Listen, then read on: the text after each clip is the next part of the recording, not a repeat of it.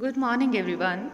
Today we are going to start the chapter, The Fundamental Unit of Life, which is chapter number 5 in ninth class Science NCERT work. In today's video, we will learn about what is cell, its functions, its organelles, and functions of various organelles. Let's start it.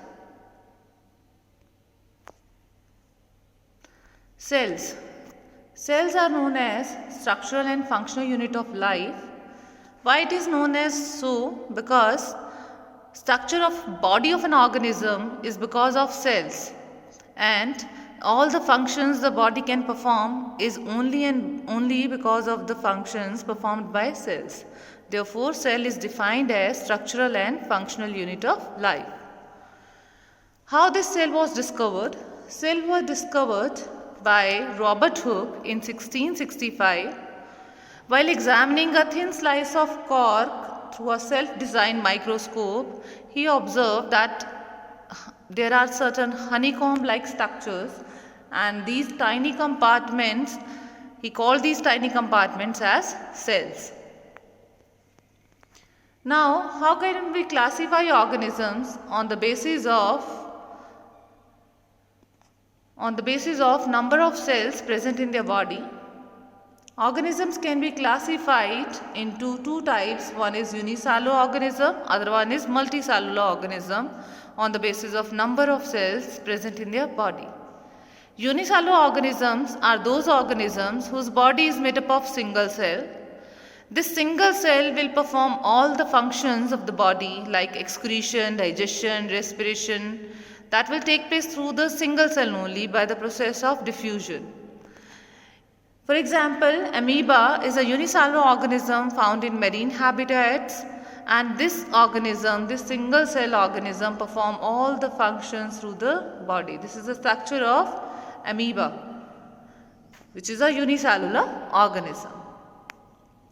Next is multicellular organisms, the organisms whose body is made up of more than one type of cell, and because they contain millions of cells in their body, there is division of labor among the cells in such organisms. Some multicellular organisms have different cells, as we are example of multicellular organisms are insects, animals, human beings and plants. I'm here by giving the example of human being. Human beings contain different type of cells. In brain there are neurons which help in transmission of impulses from brain to different organs and from different organs to the brain. Then in blood there are red blood cells, white blood cells and platelets. Red blood cells help in transportation of oxygen, whereas white blood cells are soldiers of our body. They help us to fight against the antigens. And platelets help in blood clotting. So there are different type of cells. Liver cells are known as hepatic cells. Gastric cells are there, which are found in stomach, having major role in digestion. Liver cells help in detoxification. Therefore, multicellular organisms have different type of cells performing different type of functions. Now next is structure of cell. Cells are made up of certain components known as cell organelles. A cell is capable to live and perform all the function due to the presence of these organelles. All cells have some organelles irrespective of their functions and the organism in which they are found in. The different organelles of cells are following: cell wall, plasma membrane, nucleus, cytoplasm, endoplasmic reticulum, Golgi body, lysosomes, mitochondria, plastids and vacuoles. In next slides we will do this one by one. Now first is plasma membrane. Plasma membrane is also known as cell membrane, and this is the outer covering of the cell, also known as plasma lemma. It is outermost layer in the cell.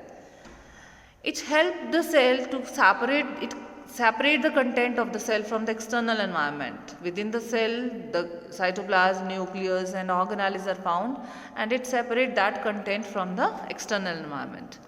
The nature of plasma membrane is semi-permeable or selectively permeable because it allows only certain material from the surroundings to enter or exit the cell. And gases like gases like carbon dioxide, oxygen, they can move in and out of the cell through the cell membrane by the process of diffusion. Here in this diagram, onion peel cells are shown to you, and here the outer covering is shown, which is known as plasma membrane or the cell membrane. Next is cell wall. Cell wall is the outermost covering in plant cell. Outside the cell membrane, there is a covering in plant cell or bacterial cell, which is known as cell wall. It provides shape to the plant cell or the bacterial cell, and it is fully permeable. It is a rigid covering, and in case of plants, it is made up of cellulose. It provides structural support to the plants, and cell wall is fully permeable, and it help in maintaining the shape of the plant cell. In this diagram, a plant cell is shown to you. Here you can see cell wall is on the outer side of the cell membrane. Next is cytoplasm. Cytoplasm is a thick solution composed of water, salts and proteins, and it fills the cell. It is surrounded by plasma membrane or cell membrane, and the nucleus of the cell contain nucleoplasm, and that nucleus, on the outside of the nucleus there is cytoplasm, which separate the content of the nucleus from the cytoplasm. Inside the nucleus there is a nucleoplasm. तो cell membrane और nucleus के बीच जो space है that is filled with the cytoplasm. And function of cytoplasm is it help in exchange of the material between the cell organelles. The next organelle is nucleus. Nucleus is a small round membrane bound organelle found in a cell, and it contains two membranes, and these two membranes are not in continuity, they are discontinuous. Here you can see in this diagram, this is the nuclear membrane which is discontinuous, and this discontinuity represents the nuclear pore. Through this nuclear pore, the nucleus and there is exchange of material between the nucleus and cytoplasm. Nucleus contain heredity information. Heredity information means the information, the characters passes from the parents to the offspring because of the content found in the nucleus, and that content is chromatin fibers. These chromatin fibers condense to form chromosomes. When the cell has to divide, in the dividing cell you can see, if you see a dividing cell under the electron microscope, you can see that this chromatin fiber threads will condense and form a structure known as chromosomes. Then inside the nucleus there is a round body structure known as nucleolus.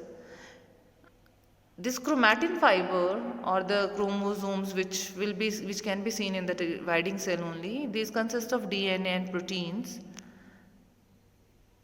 and this is mainly responsible for the transfer of characters from the parents to offspring. This is the continuity of the nucleus. Here you can see the nucleus contains thread-like structure known as chromatin. These black thread-like structure you can see in this diagram, chromatin net. This is the chromatin fiber. It exists during the resting stage of the cell, and this contains DNA, RNA and proteins. Mainly DNA and proteins are there, and chromosomes. They are formed from these chromatin threads. When these chromatin condenses together, they form chromosomes, and when these chromosomes are visible to us when the cell is about to divide. So we can see that chromosomes also contain DNA and nuclear proteins. These chromosomes contain heredity information for the inheritance of the features from parents to offspring. Inside the nucleus there is a fluid field known as nucleoplasm. Now next organelle is endoplasmic reticulum. Endoplasmic reticulum is a large network of membranous sheets and tubes, and they carry the material throughout the cell, due to which they are also known as transport system of the cell. Nucleus के अंदर बेटे genetic information है, that is DNA है, proteins हैं, और इस DNA से RNA बनता है. आरएनए से जो प्रोटीन्स बनते हैं, जो भी चीज़ें बनती हैं, they will pass on to the endoplasmic reticulum. It transports the material between the regions of cytoplasm or between the cytoplasm and the nucleus. Here you can see in this diagram endoplasmic reticulum. It gives or provides a surface for the biochemical activities, and it can be classified into two types, that is RER and SER. What it depicts: RER full form rough endoplasmic reticulum, SER full form smooth endoplasmic reticulum. Why it is known so rough endoplasmic reticulum and smooth endoplasmic reticulum? Because RER is the endoplasmic reticulum on the surface of which ribosomes are found. Here you can see in this diagram, ribosomes are attached to the outer surface of the endoplasmic reticulum. If ribosomes are attached, it will give the rough appearance under the microscope, electron microscope. Therefore, it is known as rough endoplasmic reticulum, and it is the site of the protein manufacturing. RER का अगर आपसे पूछा जाए what is the function of rough endoplasmic reticulum, तो क्या है इसका function? It help in synthesis of proteins. Whereas SER, it represents smooth endoplasmic reticulum. SER represents smooth endoplasmic reticulum, and it will appear smooth under the electron microscope. It does not have ribosomes attached on its surface. Therefore, it will appear smooth under the electron microscope. इसका surface rough नहीं लगेगा आपको, and therefore it is given name smooth endoplasmic reticulum. Its function is to synthesize lipids and fat molecules, and it help in detoxification of toxic materials, and in the liver cell mainly it help in detoxification of the body or the cell. Now next organelle is Golgi body. Golgi body is the flattened stacks of membranous vesicles. Here you can see in this diagram, these are the stacks or having vesicle in the form of vesicles are there. These are the flattened in the form of flattened stacks also. Their function is to basically store, pack and modify the products. The products which are synthesized by the endoplasmic reticulum that travel to the Golgi body. This incoming transport vesicle, इसका क्या मतलब है कि ये कहीं से आ रहा है, तो ये कहाँ से आ रहा है? From the endoplasmic reticulum. It will fuse with the cis phase of the Golgi body, and from the trans phase this will be secreted out. Now what is mainly the Golgi body will do? It will temporarily store the protein or fats which are coming up from the endoplasmic reticulum. It will pack that material, it will tag that material, it will store that material, and later on transport that material to the target site inside the cell or outside the cell. That's all for today, students. Thank you.